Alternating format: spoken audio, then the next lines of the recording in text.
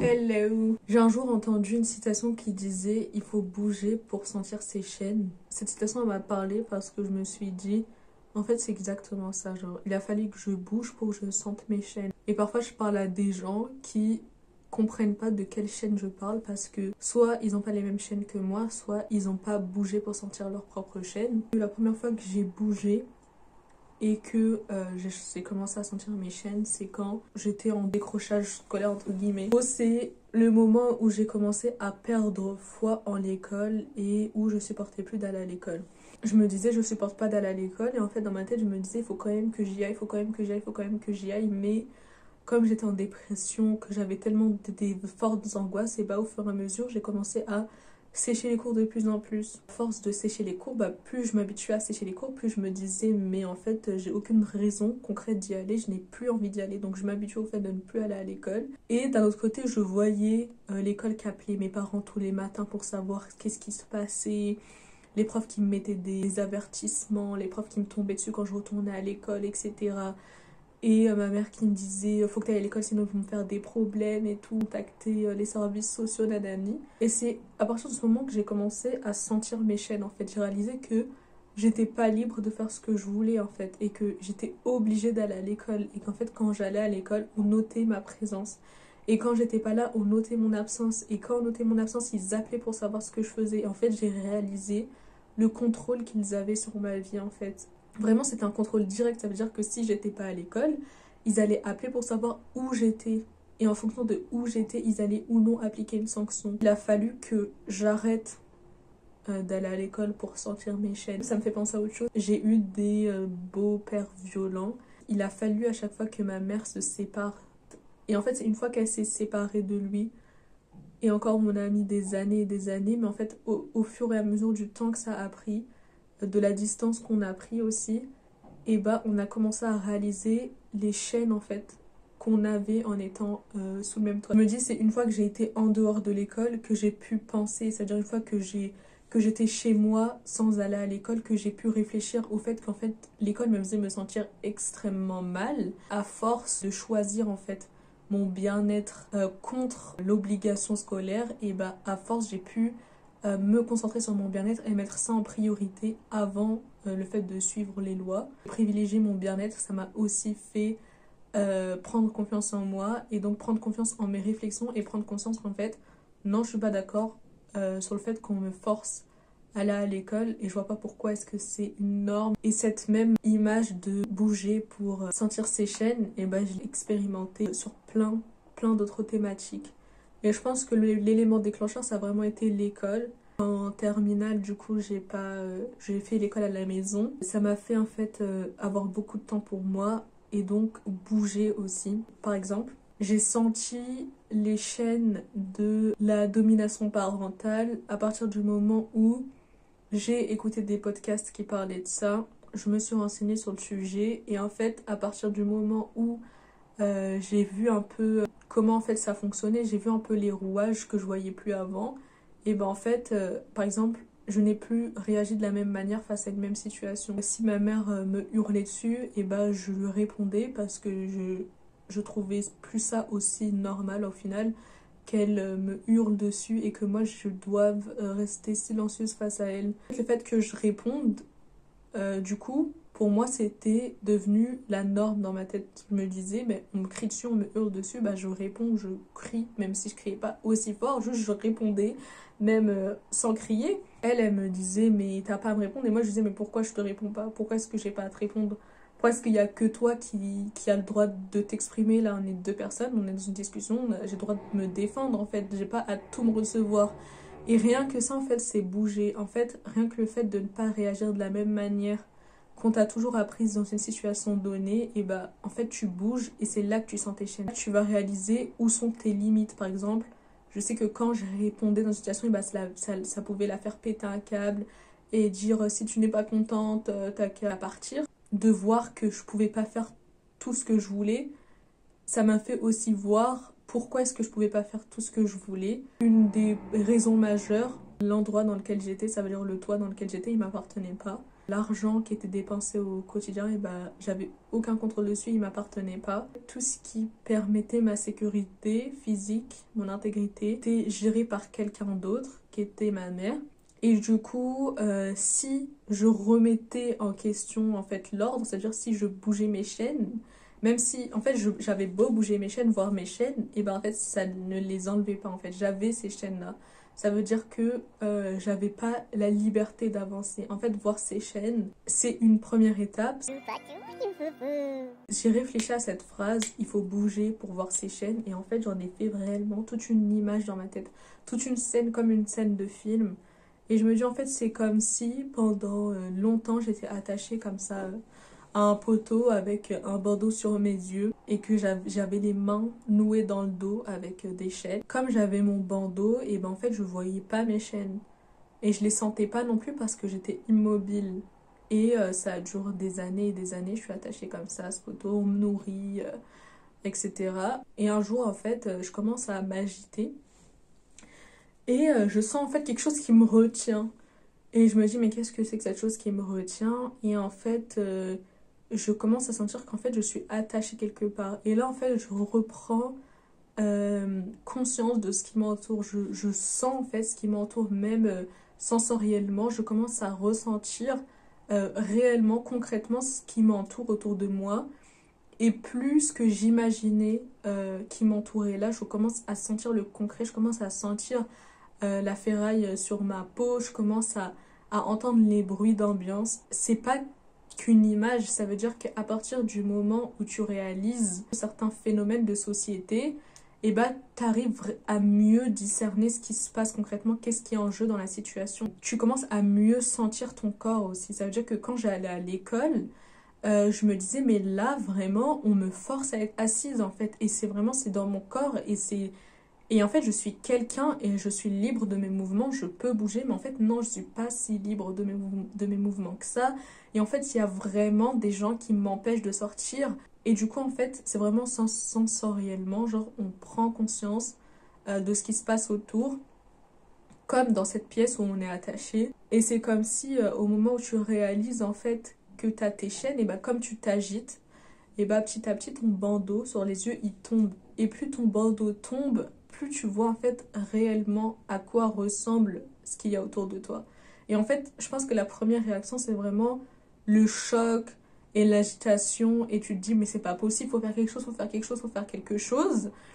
Et en fait, quand j'ai réalisé mes chaînes, ça veut dire que quand j'ai réalisé qu'en fait on me forçait à faire quelque chose et qu'en fait j'étais pas si libre que je pensais l'être des choix de ma vie, et qu'en fait il y avait des gens qui avaient le pouvoir en fait, et qui avaient le pouvoir de décider à ma place de quelle devait être ma vie. Je suis toujours dans cet état de panique où je me dis mais en fait comment c'est possible? Comment c'est possible que je m'en sois pas rendu compte? Comment c'est possible que tous ces adultes ne m'aient rien dit? Comment c'est possible que c'est ce qui m'attendent en fait? Comment c'est possible que ce soit ça ma vie? Moi je veux pas, je veux une liberté, je veux ressentir des choses, j'ai pas envie de rester avec ce bandeau sur mes yeux et ces chaînes autour de mes poignets. Une fois en fait que tu réalises l'endroit dans lequel t'es, les chaînes qui te maintiennent, mais que tu n'as plus ton bandeau sur les yeux, et ben en fait il y a un autre sentiment qui vient après l'agitation, la stupeur, c'est la peur en fait, parce que là tu commences à voir en réalité les vrais dangers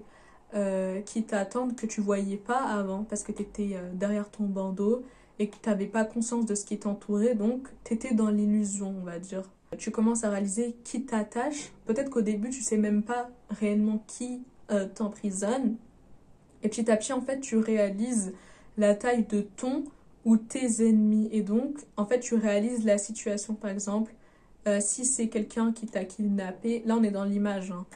Si c'est quelqu'un qui t'a kidnappé, et ben en fait tu vois ton ennemi direct, tu vois qui c'est. Et en fait tu réalises que lui par exemple, lui ou tes bourreaux, et ben en fait ils sont peut-être armés, c'est-à-dire qu'ils ont des armes que tu n'as pas, ils ont un pouvoir que tu n'as pas. À l'école, j'ai réalisé qu'en fait, si moi je respectais pas ce que eux voulaient, et ben ils avaient le pouvoir soit d'appeler les services sociaux, donc de mettre en danger ma sécurité matérielle ou même sentimentale avec ma famille. Et par exemple, dans la relation avec ma mère, je réalisais que si je me mettais vraiment en danger. C'est-à-dire que si je me rebellais frontalement, et bah elle avait le pouvoir potentiellement, même si ça dépendait de sa volonté, mais elle avait quand même ce pouvoir de me virer de chez elle, et donc que je n'ai plus d'endroit où aller, que je n'ai plus de toit, que je n'ai plus d'argent, que je sois obligée aussi de développer, enfin de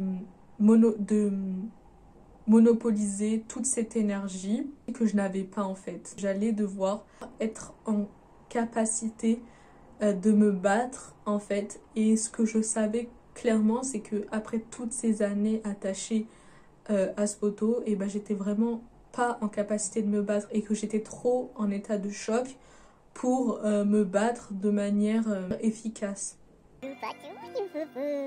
J'espère que vous me suivez toujours dans ma métaphore, parce que je vais un peu loin dans mon délire, mais j'espère que vous comprenez ce que je veux dire. Il y a autre chose, c'est qu'en fait, souvent, en fait, ton ennemi, en fait, dans la réalité, eh ben, il est lui aussi attaché à un poteau avec un bandeau sur ses yeux. C'est pas forcément aussi évident que dans l'image que je donne, où face à toi, il y a la personne qui t'a attaché, et toi, t'es attaché au poteau, et la personne, elle est libre. Mais en fait, parfois, il y a des gens autour de toi, en fait, qui sont attachés au même poteau que toi, et qui ont des bandeaux. Moi, je sais pas si il faut réveiller ces gens-là. Parce qu'en fait, à un moment donné, quand tu vois le danger, en fait, au début, tu as la motivation de te battre contre. Et tu te dis, je vais y arriver forcément, parce que forcément que je vais réussir à me battre, en fait, contre cet agresseur. Il faut que je m'enfuis, il faut que je retrouve ma liberté. Et sauf qu'en fait, peut-être qu'en fait, tu vas avoir des échos de gens qui ont tenté de fuir de ces bourreaux, et qui en fait se sont fait rattraper, se sont fait tuer, se sont fait rattacher. C'est comme dans la vraie vie par exemple. Moi, si je m'écoutais, bah, je travaillerais pas, je ferais rien, je ferais pas d'études. Et en fait, si tu fais pas d'études, t'as pas d'argent, t'as pas de bourse. Si tu travailles pas, t'as pas d'argent. Si t'as pas d'argent, tu peux pas payer ton loyer, tu peux pas te nourrir, donc tu finis à la rue. En fait, c'est des vrais dangers. Au fur et à mesure que tu regardes autour de toi dans la pièce, tu réalises que ces dangers-là, parfois je me dis, au final, j'aurais aimé ne pas voir en fait. J'aurais aimé n'avoir jamais bougé. J'aurais aimé que mon bandeau, il soit toujours resté sur mes yeux. Parce qu'en fait, au final, là, je réalise que face à moi, le danger, il est trop important en fait. Il est trop puissant. J'ai réalisé aussi le poids de l'État et de l'État colonial, et sexiste et raciste. Et en fait, récemment, je regardais une vidéo, c'était un débat entre deux camps. D'un côté, les féministes blanches, et d'un côté, les féministes décoloniales. Ça m'a mis vraiment un coup au moral, parce que les féministes décoloniales, elles expliquaient que ce qu'elles reprochaient aux féministes blanches, c'est que les féministes blanches, et ben en général, elles prenaient comme ennemi principal un homme. Ça veut dire que par exemple, si un réalisateur, une personne mineure ou une femme, une actrice dans le cinéma, et ben les féministes blanches vont se mobiliser pour s'opposer et pour faire tomber ce réalisateur. Les féministes décoloniales, elles expliquaient que leur ennemi principal, c'est pas les hommes, c'est l'État. Et en fait que c'était l'État raciste qu'il fallait faire tomber, et pas un homme par un homme par un homme. Parce qu'en fait, faire tomber un homme, ça fera jamais tomber le sexisme. Alors que faire tomber l'État, c'est ça qui fera tomber, surtout faire tomber l'État raciste, et bah ça allait permettre qu'on puisse faire tomber le sexisme aussi. Parce que je me dis, mais le taf, il est énorme. Cette rébellion, en fait, contre l'État européen, colonisateur et esclavagiste, elle a commencé il y a très très longtemps. Donc j'ai réalisé que je m'inscrivais dans une lutte longue, et que mes ennemis, ils étaient très puissants en fait. Et mes ennemis, c'était des coalitions d'États, des armées de malades. La personne qui me forçait à aller à l'école, à travailler, décider un peu de mes idées, décider de mes déplacements, et ben en fait c'était un État puissant en fait, dans lequel en fait j'étais pas en sécurité de base. En France, avec les violences policières contre les personnes racisées qui s'étendent petit à petit aux personnes blanches. C'est comme si j'étais dans cette pièce avec mes chaînes et que je réalisais qu'en fait, là, mon ennemi, il avait un sniper en fait et qu'il lui suffisait vraiment d'appuyer sur la gâchette pour m'éteindre et que du coup, j'avais une quantité que très très limitée d'action et qu'en fait, ce que je risquais là, c'était ma vie. Je trouve que ça pose beaucoup de questions, notamment de est-ce qu'on réveille les autres? Est-ce qu'on demande aux autres de bouger leur chaîne ou est-ce que on les laisse dans leur illusion parce que je me dis que dans cette illusion, bah, t'as plus de chances d'être heureuse. Si j'avais pas détesté l'école et que si j'avais pas remis en question un peu les injustices que je voyais autour de moi, et bah, peut-être que j'aurais plus de perspectives de bonheur dans ma vie parce que le bonheur qu'on me vend, et bah, je l'aurais pris et il m'aurait rendue heureuse. Maintenant, le bonheur qu'on me vend ne me rend pas heureuse. J'arrive à voir la construction de ce bonheur et j'arrive à voir ses fondements injustes. Et ce sont des choses que j'aurais pas vues si mon bandeau n'était pas tombé. Et d'un autre côté, il y a peut-être un intérêt justement à réveiller les autres afin de faire front ensemble, afin de constituer un poids qui pourrait faire pencher la balance. Il y a de quoi parfois être découragé en voyant qu'on ne dispose pas des mêmes moyens matériels pour faire pencher la balance justement. Peut-être qu'en fait la solution à ce renversement de situation, à cette pesée dans la balance, et bah, elle n'est pas là où on le pense. Peut-être que eux ils ont des armes. Si je suis dans cette pièce et que mon ennemi a un sniper, et bah peut-être qu'en fait cet ennemi il va se faire piquer par un animal et que ça va le tuer directement en fait et que du coup il ne sera plus mon ennemi. Donc peut-être que la solution elle est pas là où je la cherche. Peut-être aussi qu'il y a d'autres alternatives, qu'il y a peut-être quelqu'un qui s'est déjà échappé de là où je suis et qui en fait est en train d'aller chercher les secours. Donc ce que je peux dire c'est que même si là ça me paraît effrayant parce que moi je suis dans la situation où en ce moment c'est comme si j'étais dans cette pièce et que mon bandeau venait de s'enlever et qu'en fait je voyais les dangers autour de moi et donc j'avais juste cette peur en moi et je voyais aussi à quel point j'étais pas capable de me battre et en même temps je me sentais profondément anxieuse et triste et dépressive et donc j'avais même pas d'énergie à utiliser en fait pour réfléchir à des moyens de lutte.